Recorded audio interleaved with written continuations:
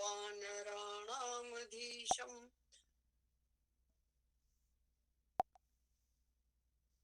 नमामि।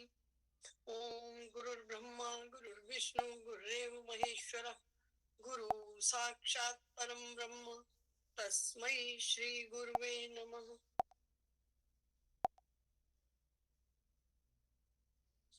सभी के हृदय में विराजमान उस परमपिता परमात्मा को मेरा शत शत नमन प्रणाम वंदन। कथा में प्रवेश करते हैं। अभी तक 36वें श्लोक तक प्रभु ने बताया कि किस तरह से युद्ध, पिछले 4 श्लोकों में कि किस तरह से युद्ध ना करने पर तुम क्या क्या खो दोगे, क्या क्या तुम्हें नहीं मिलेगा या क्या अपकीर्ति मिलेगी, है ना। आगे वो बताना चाह रहे हैं कि मैंने तुझे ये बताया, अब मैं तुझे ये बताता हूं अगले श्लोकों में कि युद्ध करने से तुझे क्या मिलेगा, क्या खोएगा, जो तेरे पास पहले से है उसमें से भी क्या चला जाएगा, वो बताया अभी तक।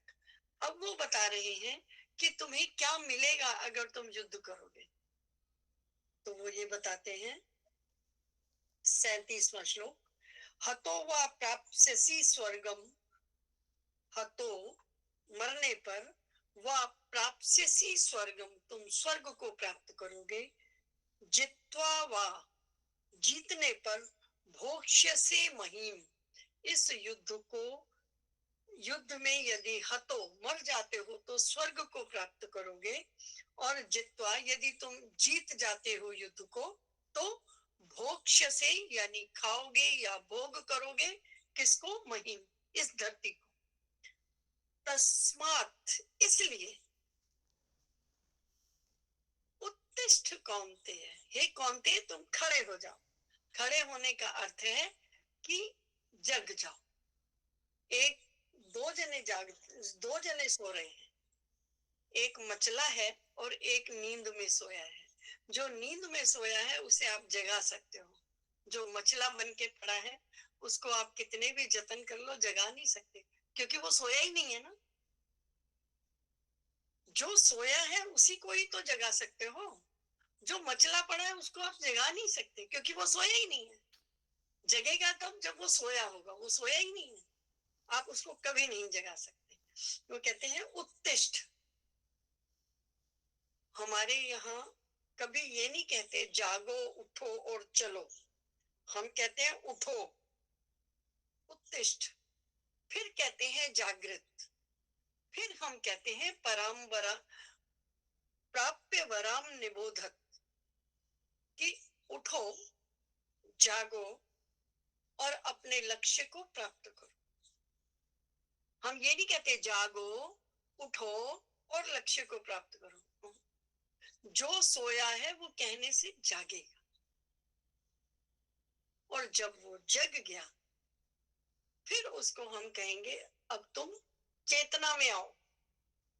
पहले उठो, जागो, फिर अपने लक्ष्य को प्राप्त करो। तो वो कह रहे उत्तिष्ठ, उठ जाओ।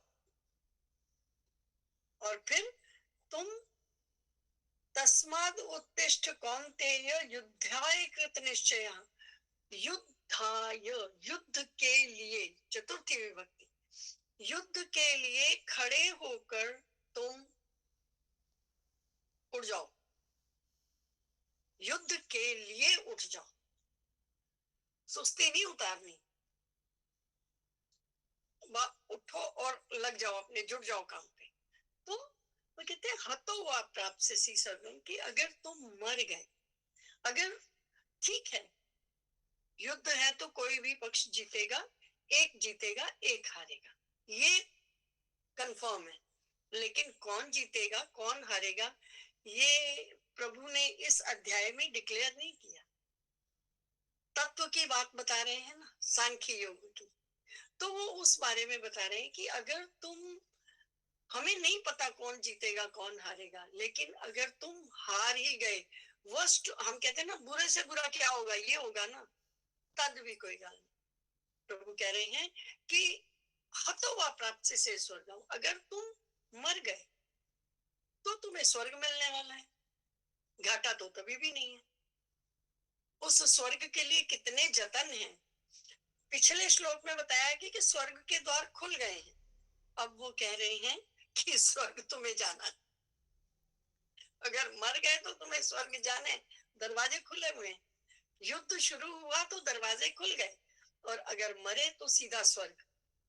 और अगर बाई चांस तुम जीत गए तो फिर तो इस धरती का भोग तुम्हारे लिए है ही है। इसलिए हे कौन्ते, हे कुंती के पुत्र, देखो तुम्हारी माता ने कहा था कि जिस दिन के लिए क्षत्राणियां अपने पुत्रों को जन्म देती हैं वो समय आ गया। ये माता कुंती का आशीर्वाद था अपने पुत्रों के लिए, जो उन्होंने कृष्ण के हाथ भेजा था, क्योंकि ये अपनी बुआ से मिलने गए थे। तो वो ये कहते हैं कि जब दुर्योधन की सभा से आए हैं तो ये माता कुंती से मिल के आए हैं। तो उस समय माता कुंती ने इन्हें कहा था, हालांकि उस समय ये नहीं पता था कि कल दुर्योधन इस बात को मानेगा कि नहीं मानेगा, कि वो 5 गांव अगर दे देता तो युद्ध होता ही नहीं। पर ये सब पता ही था कि युद्ध के मतलब, वो माता कुंती तो उसी धृतराष्ट्र के ही महल में रह रही थी, विदुर के पास थी, लेकिन थी तो वही भूमि।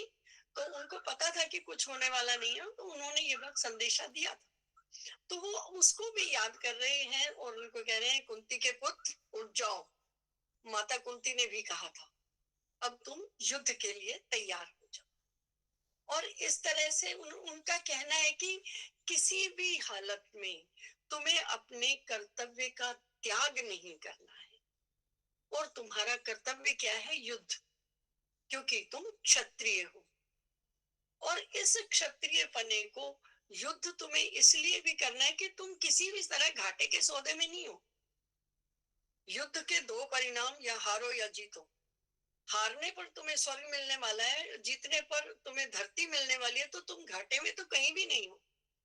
तो तुम अपना कर्तव्य क्यों नहीं करते हो? तुम अपने कर्तव्य की तरफ आओ। उस कर्तव्य परायणता से आपको कुछ प्राप्त होगा। तो भगवान सभी को अपने कर्तव्य में लाने की प्रेरणा देते हैं। और ये भी कहना चाहते हैं कि धर्म का पालन करने से लोक भी सुधरता है, परलोक भी सुधरता है। इहलोक और परलोक दोनों को सुधारने के लिए सबसे अच्छा काम क्या है? जो तुम्हें धर्म प्राप्त हुआ है, आप जिस भी काम, अगर तुम्हारा काम झाड़ू लगाना है तो तुम रोज नियम से, श्रद्धा से झाड़ू लगाओ। आपको कुछ अपना धर्म बदलने की आवश्यकता नहीं है। और धर्म का अर्थ रिलीजन नहीं है, धर्म का अर्थ है जो मैंने धारण किया है।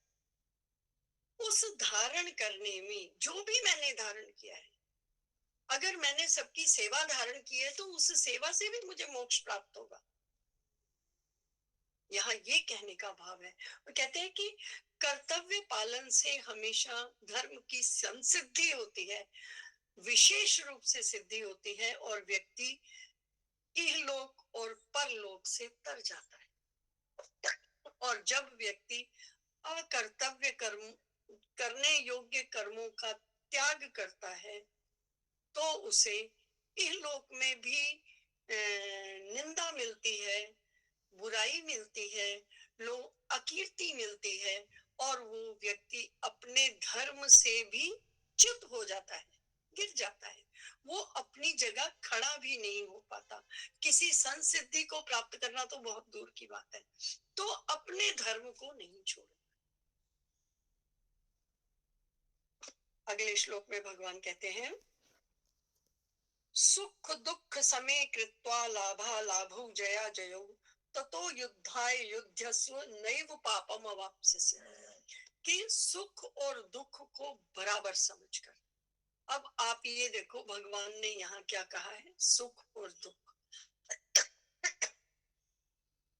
मोक्ष और वो नहीं कहा, सुख दुख और क्या, सम करके, यानी दोनों को बराबर अवस्था मानकर। क्योंकि मैंने पहले भी बताया कि सुख और दुख द्वंद्व है, यानी जैसे रोशनी में व्यक्ति की परछाई उसके साथ साथ चलती है, आप परछाई से अलग करके उस व्यक्ति की कल्पना नहीं कर सकते। तो सुख और दुख ये साथ साथ चलने वाले भाई हैं, कि जितना सुख है उतना दुख भी है, इतना दुख है तो इतना सुख भी है, दोनों साथ चलने वाले हैं। और इसी तरह इन दोनों को बराबर करके फिर लाभ और अलाभ, लाभ और हानि, ये भी दोनों बराबर है, ये भी दोनों साथ चलेंगे। जय और पराजय, युद्ध है तो दोनों ये भी साथ साथ चलेंगे। किसी व्यक्ति को खोने से किसी व्यक्ति की पराजय है, किसी व्यक्ति को मारने से किसी व्यक्ति की जय, लेकिन दोनों ही साथ हैं, दोनों ही पक्ष कुछ ना कुछ खोते हैं, कुछ ना कुछ पाते हैं। दुर्योधन की बेशक पूरी सेना चली गई हो, लेकिन पूरी सेना ने स्वर्ग पाया है। अर्जुन की सारी सेना जीत गई हो, लेकिन मरे भी तो हैं। जो मरे हैं उन्होंने स्वर्ग पाया है, जो नहीं मरे हैं उन्होंने धरती पाई है। तो वो ये कहते हैं सुख दुख, हानि लाभ, और सुख दुख लाभ अलाभ, हानि लाभ, और जय और पराजय, इनको बराबर समझो। ये तो दोनों आने ही हैं, ये क्योंकि इकट्ठे रहते हैं तो एक आएगा तो दूसरा साथ ही आएगा। तो युद्धाय युद्धस्व, तो तुम युद्ध में लग जाओ। नैव पापम अवाप्स्यसि, इससे तुम पाप को प्राप्त नहीं होगे, तुम्हें पाप नहीं लगेगा। क्यों? बेशक तुम किसी सामने वालों को मारोगे, लेकिन क्योंकि ये युद्ध है और तुम अपने धर्म कर्तव्य को कर रहे हो, तो तुम्हें इससे पाप नहीं लगेगा। अपने धर्म को करने से, कर्तव्य कर्मों को करने से पुण्य की प्राप्ति होती है। तो उस पुण्य के लिए तुम्हें युद्ध करना है। तो युद्धाय युज्यस्व, युद्ध में लग जाओ, तैयार हो जाओ, जुट जाओ। तो तुम युद्ध में लग जाओ, क्योंकि इससे ही तुम्हारा कल्याण होने वाला है, तुम पाप को प्राप्त नहीं होगे। क्योंकि अगर पाप शब्द और इसको हम देखें तो पाप मतलब नरक का प्राप्ति रूप बंधन। तो नरक तो तुम्हें मिल नहीं रहा, तुम्हें तो स्वर्ग मिल रहा है, और स्वर्ग का वो क्या है? पुण्य। पुण्य होगा तो स्वर्ग मिलना चाहिए, पाप होगा तो नरक मिलना चाहिए। तो कहते हैं इससे तुम्हें नरक नहीं मिलेगा, मिलना तुम्हें स्वर्ग है। तो ये पुण्य की प्राप्ति हुई ना तुम्हें इस काम को करने से। इसलिए जब दोनों ही हाथों में तुम्हारे लड्डू है, दोनों ही हाथों से तुम अपने आप को लाभ की स्थिति में पा रहे हो, तो फिर क्यों नहीं जुट जाते हो? भगवान कितना पॉजिटिव पॉजिटिव बोल रहे हैं कि तुम लग जाओ, ताकि तुम धर्म को प्राप्त कर सको। क्योंकि जो लोग ना स्वर्ग चाहते हैं, ना राज्य चाहते हैं, जैसा इन्होंने पहले कहा कि इन लोगों को मार के तो मुझे स्वर्ग भी नहीं लेना, इन लोगों को मार के तो मैं इस धरती का भोग भी नहीं करना चाहता, तो फिर क्या करना चाहते हो? कहीं तो जुटोगे। और जहां भी तुम जुटोगे, यदि तुम अपने कर्तव्य कर्मों का पालन नहीं करोगे, तो उसके लिए पहले 4 श्लोकों में बताया कि तुम्हारी अकीर्ति होगी, तुम ना सुने जाने योग्य वचनों को सुनोगे, तुम कायर कहलाओगे। और जितना तुम्हारी आज तक कीर्ति है, जितनी बड़ी तुम्हारी कीर्ति है, उतनी ही तुम्हारी अपकीर्ति होने वाली। तो तुम उस अपकीर्ति को भी झेल नहीं पाओगे। इसलिए जब तुम्हारे दोनों हाथों में लड्डू हैं, तो तुम इस कर्म को करो। और यहाँ एक भाव ये भी आता है कि जब युद्ध शुरू हो जाएगा और बीच में आकर यदि तुम्हारा क्षत्रिय भाव जागृत हुआ, तुम लड़ने भी आओगे तो तुम्हारी वो कीर्ति नहीं रहेगी। तो तुम अब भी उठो और युद्ध में जुट जाओ, लग जाओ। और इसी समता की बात जो अभी कही भगवान ने, लाभालाभम, इस तरह से उसी समता की बात अगले श्लोक में भगवान कहते हैं, एषा ते अभिहिता सांख्ये बुद्धिर्योगे त्विमाम शृणु। बुद्धि योगे तू इमाम शृणु। बुद्धया युक्तो यया पार्थ कर्म बंधम प्रहास्यसि। हे पार्थ, तेरी मतलब ये जो बुद्धि है, बुद्धि क्या है? जब हम अपने सांख्य योग के तत्वों को जानेंगे तो उसमें बुद्धि सबसे पहला है, महत्त्व बुद्धि है। तो वो कहते हैं कि इस बुद्धि में जो ज्ञान योग की बात कही गई है, जो ज्ञानेंद्रियों के द्वारा जाने जाने वाले कर्मों को कहा गया है, अब तू कर्म योग के बारे में सुन। और इस बुद्धि से युक्त हुआ हुआ तू कर्मों के बंधन को तोड़ देगा, कर्मों के बंधन से मुक्त हो जाएगा। और क्या हो जाएगा? तू सम बुद्धि हो जाएगा, अर्थात तेरी बुद्धि एक धरातल पर आ जाएगी, तुझे समझ में आ जाएगा जब तू कर्म योग के बारे में सुनेगा।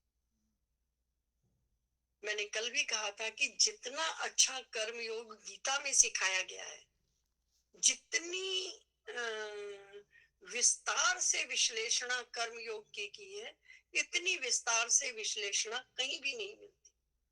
कहीं भी हम पढ़ते हैं तो ज्ञान योग के साथ ये मिल के आता है कि हमें ज्ञान योग और कर्म योग में फर्क करना मुश्किल हो जाता है, और वास्तव में मुश्किल हो जाता है। यदि हम अलग से सांख्य योग, सांख्य कारिका में पढ़ें तो हम आके जहां शब्द स्पर्श रूप रस गंध होता है, वहां कर्मेंद्रिय और ज्ञानेंद्रिय में धोखा खा जाते हैं। आप एक तत्व में चले जाते हो तो उसके कर्म गिनने लग जाते हो, इधर कर्मेंद्रियां भूल जाते हो, क्योंकि कर्म योग की इतनी विश्लेषित व्याख्या कहीं और है नहीं। और गीता में इसको बहुत अच्छे से बताया है, और यहाँ तक बताया है कर्म को अकर्म कैसे करो और वो विकर्म क्यों हो जाता है, ये विश्लेषणा भी यही बताई गई है। तो वो ये कहते हैं कि तू कर्म योग को सुन, और उस कर्म योग के ज्ञान से तेरी बुद्धि समत्व बुद्धि हो जाएगी, जिसके लिए बाद में आके कहते हैं कि आप सम पुरुष किसको कहते हो। बाद में बाद के मेरे ख्याल 10-12 श्लोक हैं जिसमें सांख्य योगी के लक्षण बताए हैं, सांख्य योगी के बारे में बताया, अर्थात जिसको इस समत्व बुद्धि का ज्ञान है, उस समत्व कार्यों को करके तू स्वयं को कर्म बंधनों में भी नहीं डालेगा। तू ये कह रहा है ना कि इन सबको मार कर मैं नहीं जीना चाहता, तो तुझे पता चलेगा कि तू मारने के बाद भी इनको मारने के कार्य के फल से मुक्त हो जाएगा। तू कर्म योग को ध्यान से सुन। प्रभु उसको कर्म के लिए प्रेरित कर, पहली बात तो वो कर्म के लिए प्रेरित कर रहे हैं कि युद्ध करो। फिर वो ये कह रहे हैं कि कर्म करने से भी हम अगर कर्म योग के बारे में भली प्रकार से जानते हैं तो कर्म के फल के बंधन से मुक्त हो जाते हैं। हम कभी कभी कुछ काम क्यों नहीं करते कि हमें ऐसा लगता है कि इस काम को करने से ना कहीं हमारी हम छोटे हो जाएंगे, या हमें जो इसका फल मिलेगा ना वो ठीक नहीं है, हमें नहीं चाहिए। तो वो ये कहते हैं कि नहीं, कर्म कर्तव्य समझ के करो, कर्म को धर्म समझ के करो, और इस तरह करते हुए तुम कर्म के बंधन से, अर्थात कर्म करने से जो फल प्राप्त होता है उसके बंधन से आप मुक्त हो जाओ। उस फल को तुम प्राप्त नहीं करोगे, वो फल भी तुम्हें नहीं मिलेगा। कर्म योग ऐसी चीज है, उस कर्म को जानो। तो प्रभु अगले श्लोक में कहते हैं, नेहाभिक्रमन्नाशो अस्ति प्रत्यवायो न विद्यते स्वल्पमस्य धर्मस्य त्रायते महतो भयात्। कि मनुष्य लोक में क्या है, इस कर्म योग का आरंभ जो है अर्थात बीज का नाश ही नहीं है। कर्म बीज से समाप्त नहीं हो जाएगा, उलट फेर रूप दोष भी नहीं है, बल्कि कर्म योग रूप धर्म थोड़ा सा साधन जन्म मृत्यु रूप महान भय से रक्षा करता है। अर्थात वो कहते हैं कि इस मनुष्य लोक में इह नेहाभिक्रमण नाशोस्ति, कि इह मतलब मनुष्य लोक में अस्य इस समबुद्धि रूप का धर्म के अभिक्रम नाश, आरंभ का नाश न अस्ति, नहीं होता। कि इस मनुष्य लोक में समरूप जो बुद्धि है उससे धर्म का आरंभ के बीज का नाश नहीं होता, बल्कि क्या होता है, प्रत्यवायो न विद्यते, और इसका उल्टा फल भी नहीं होता। तो क्या होता है, स्वल्पम अपि, थोड़ा सा भी जन्म और मृत्यु के भय से, त्रायते महतो भया, थोड़ा भी अगर आप महान भय कर लेते हो तो वो उससे उसकी रक्षा कर लेता है। इसको समझना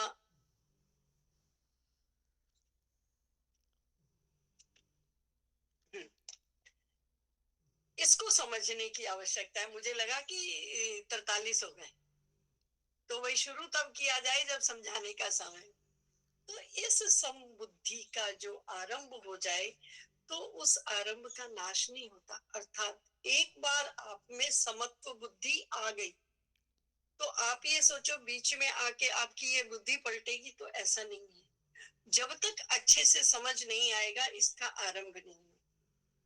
ठीक उसी तरह जैसे अगर आप एक बीज बोते हो तो आप उसको रोज तो निकाल के नहीं देखते हो, उसको उसकी परिस्थितियों में कुछ समय पड़ा रहने देते हो, तभी पेड़ बनता है।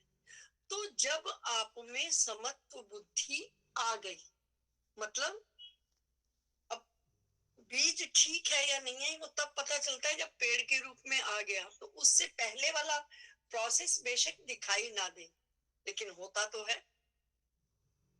तो वो ये कहते हैं कि जब भी मन में समत्व की लालसा या उत्कंठा जगी, यानी आपने बीज बोया और जब तक वो आप में आया यानी पेड़ बना, तब तक का जो प्रोसेस है उसमें तो पेड़ ना बनने की संभावना है। पर जब एक बार वो थोड़ा सा भी अंकुर निकल आया और आपको दिख गया तो वो पेड़ जरूर बने। तो कहते हैं अगर समत्व बुद्धि की जरा भी तुम में लालसा आ गई है तो वो अवश्य ही लालसा फलित होगी। आप एक तरफ लक्ष्य बना के चलो, जो बहुत शुरू में बताया था कि एक बार आप निर्धारित कर लो कि आपने वहां तक पहुंचना है और आप अपना रास्ता चुन लो। बस चलना शुरू करोगे तो भाई बिना पहली सीढ़ी के चढ़े तो छत के ऊपर नहीं पहुंच सकते। तो क्या पहली सीढ़ी छत पे पहुंचने का वो है? नहीं, पहली सीढ़ी पे चढ़ के आप छत पे भी नहीं पहुंचोगे, सीढ़ियां आपको सारी चढ़नी पड़ेगी तब छत पे पहुंचोगे। पर बिना पहली सीढ़ी पे चढ़े भी छत पे नहीं पहुंचोगे। तो जब तक आप में ये लालसा जगे आप उस लालसा की तरफ बढ़ो। अगर आप आधी सीढ़ियां चढ़ गए तो आधी के लिए तो हिम्मत आधी चढ़ने के बाद भी जम जाती है। फिर आप नीचे उतर ये नहीं सोचते कि नहीं हुन नहीं चढ़े जा रहे वापस चलो, नहीं, फिर आप सोचते हो जितना चढ़ी हूं इतना ही ऊपर है, अब तो मुझे मंजिल ही पानी है। तो यहाँ कहने का अर्थ ये है कि जिसको समत्व बुद्धि आ गई, क्योंकि मनुष्य के अलावा और भी बहुत सारी योनियां हैं, वहां ये बुद्धि नहीं आती। वहां व्यक्ति मतलब कोई खाने के साथ लगा हुआ है, चकवा चकवी चांद को देखने पे लगे हैं, कोई स्वाति नक्षत्र की उस बूंद की ही इंतजार कर रहा है। जो जिस कार्य में लगा है वो वहीं लगा है, उनमें वो बुद्धि नहीं है कि उस कार्य से अलग कुछ और सोच पाए। ऐसी उनमें उत्कंठा या लालसा या उनकी उस तरफ वृत्ति नहीं है। राग नहीं है, द्वेष भी नहीं है। और उस राग का मतलब उस तरफ प्रवृत्ति भी नहीं है, द्वेष मतलब उससे निवृत्ति भी नहीं है। जो वो कर रहे हैं वहीं के वहीं है। वो कहीं से भी उनका लगाव या उनका जो हटाव दोनों ही नहीं है। राग भी नहीं है, द्वेष भी नहीं है। राग मतलब चिपकना, द्वेष मतलब हटना उससे। तो दोनों ही प्रवृत्तियों में उनके उनका लगा उनका जुड़ाव नहीं। ना राग से जुड़ाव है, ना द्वेष से जुड़ाव। वो कहाँ है? वो जो कर रहे हैं उसी में कर रहे हैं, उसके अलावा वो कुछ नहीं कर रहे। तो जब इस समता का आरंभ होता है तो उस आरंभ का कभी अभाव नहीं होता। एक बार आप में वो आया कि हाँ, मुझे समता के भाव में जाना है, तो आप उस समता के भाव की तरफ बढ़ जाते हो। आप उस समता के भाव में निरंतर उत्तरोत्तर जुड़ते चले जाते हो। और कोई भी जना इस तरफ नहीं कर पाता, क्योंकि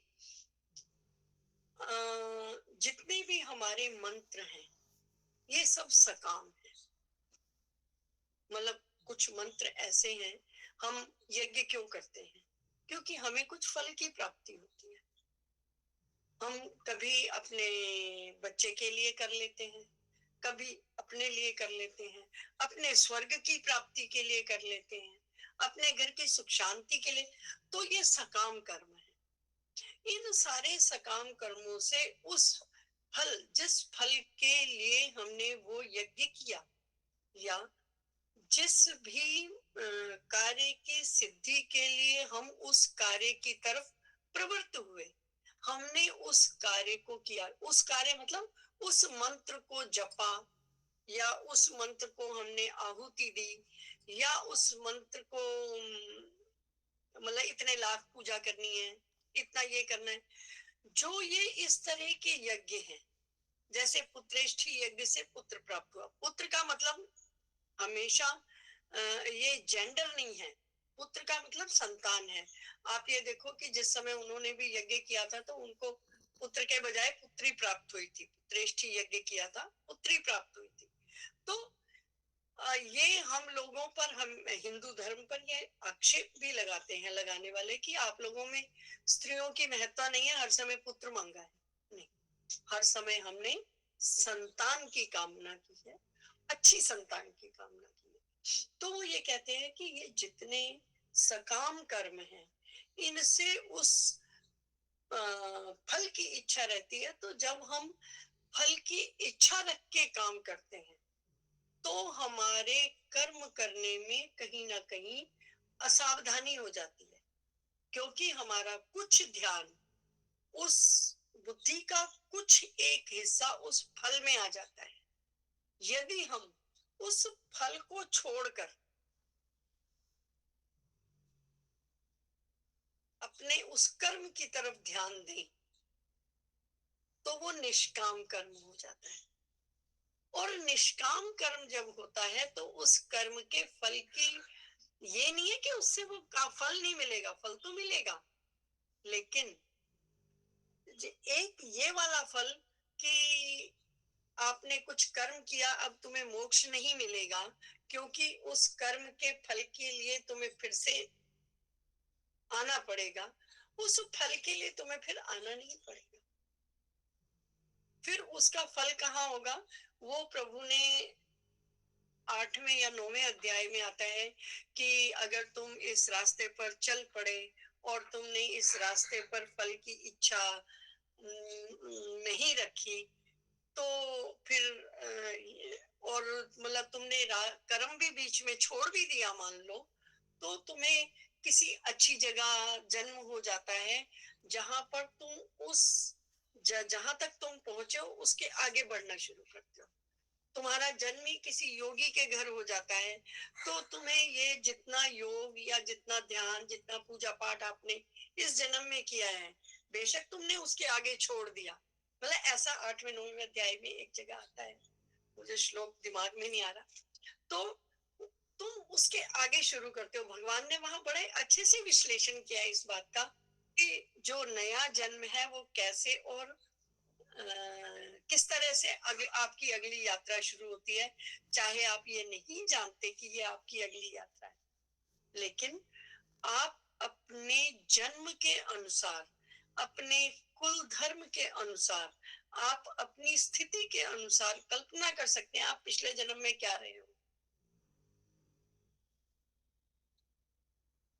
बड़े अच्छे से उसका विश्लेषण है। तो वो ये कहते हैं कि इस तरह से जो समत्व बुद्धि वाला व्यक्ति है वो अपने अंत तक पहुंच के देखता है, वो उसके साथ रहता है। श्री कृष्ण गोविंद हरे मुरारी, हे नाथ नारायण वासुदेव। श्री कृष्ण गोविंद हरे मुरारी, हे नाथ नारायण वासुदेव। श्री हरि। बहुत सुंदर, बहुत सुंदर। मेरा एक छोटा सा क्वेश्चन था कंचन जी, बोलो बोलो। कि आपने अभी अभी लास्ट में ही बोला है कि कुछ भी करें हम, यज्ञ जप तप, तो उसमें हम वो ना रखें, कोई इच्छा ना रखें, ताकि वो निष्काम बन जाए। फल तो फिर भी मिलेगा, फल तो फिर भी मिलेगा। तो ऐसा देखिए, हम लोग गृहस्थी हैं, सब गृहस्थी जीव हैं। कुछ ना कुछ कहते हैं ना, हमारे यहाँ तो चल भी यही रहा है, एक इच्छा खत्म होती है तो दूसरी शुरू हो जाती है, दूसरी खत्म करते हैं तो तीसरी लग जाती है, और अंत समय आते तक ये इच्छाओं का बवंडर खत्म ही नहीं होता है ना। बचपन में कोई और चीज़, युवावस्था में कुछ और अभी इस अवस्था में कुछ और बुढ़ापे में कुछ और। कोशिश भी करते हैं कि निष्काम ही करें, ना इच्छा रखें, परंतु कहीं ना कहीं दबी घुटी एक आध इच्छा आ जाती है, तो उसका क्या करें। लेकिन निष्काम समझ के आप निष्काम कर्म नहीं कर सकते। हाँ। नहीं, उन्होंने अभी अभी कहा ना कि अगर एक बार समत्व बुद्धि हो जाए, तो समत्व बुद्धि बेसिकली क्या है? यो माम पश्यति सर्वत्र सर्वत्र मई पश्यति, जो मुझे हर जगह और हर जगह मुझे देखता है। कहने को ये एक ही बात है, लेकिन ये दो अलग अलग बातें हैं। जो हर जगह मुझे देखता है और मुझ में हर जगह देखता है, वो है समत्व बुद्धि। क्योंकि अगर जैसे आप हानि को देखोगे तो लाभ साथ चलेगा, लाभ को देखोगे तो हानि साथ है, जीवन को देखोगे तो मरण साथ है, यश को देखोगे तो अपयश या साथ है। आप यश क्यों कमाना चाहते हो? क्योंकि अपयश के पास नहीं जाना चाहते हो। तो हानि लाभ, जीवन मरण, यश अपयश, यही द्वंद्व है। ये सारे द्वंद्व साथ चलते हैं। ये उन्होंने पहले बताया कि इनको छोड़ो। इनको कैसे छोड़ा जा सकता है कि अगर हर जगह हर व्यक्ति में हम उस व्यक्ति को ना देखकर तत्व रूप में प्रभु को देखें।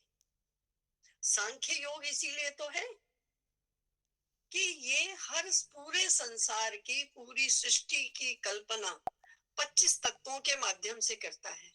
आपने हाथी घोड़ा फूल नहीं देखना, आपने चीनी देखनी है। और वो चीनी हम सब में क्या है? परमात्मा।